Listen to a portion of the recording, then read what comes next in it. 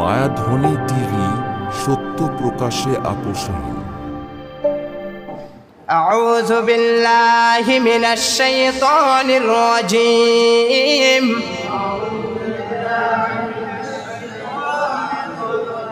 بسم الله الرحمن الرحيم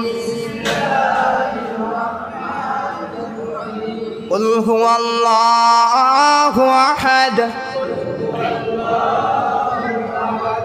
قل هو الله أحد الله الصمد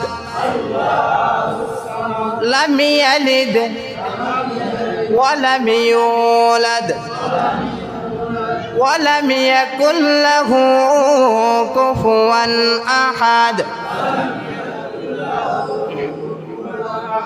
আল্লাহর কসম করে বলছি, আল্লাহ তাআলা আপনার মতো ব্যক্তি, যেই ব্যক্তি মসজিদে বসিয়া পড়েছে, যেই ব্যক্তি রাস্তাতে দাঁড়াইয়া পড়েছে, আল্লাহ তাআলা ওই ব্যক্তির আমলনামাতে 10 পারা কোরআনের সব লিখিয়া দিলেন। সুবহানাল্লাহ। আরেকবার পড়ি, বিসমিল্লাহির রহমানির রহিম। কুল হুয়াল্লাহু আহাদ আল্লাহুস সামাদ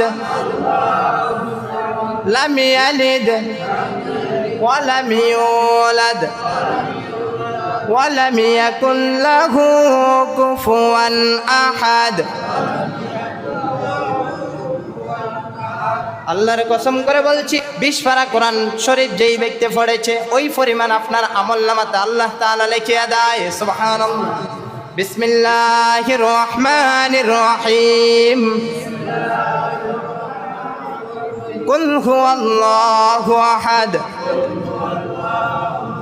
আল্লাহুস সামাদ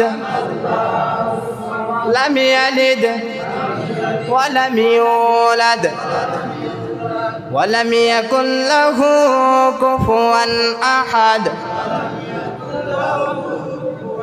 আল্লাহর কসম করে বলছি, কোন ব্যক্তি যদি এই 3 বার কোন ব্যক্তি যদি সূরা ইখলাস পড়বে, কোন ব্যক্তি যদি ওযু ছাড়াও পড়ে, আল্লাহ তাআলা 30 পারা কোরআনের সব তার আমলনামাতে লিখিয়া দেয়।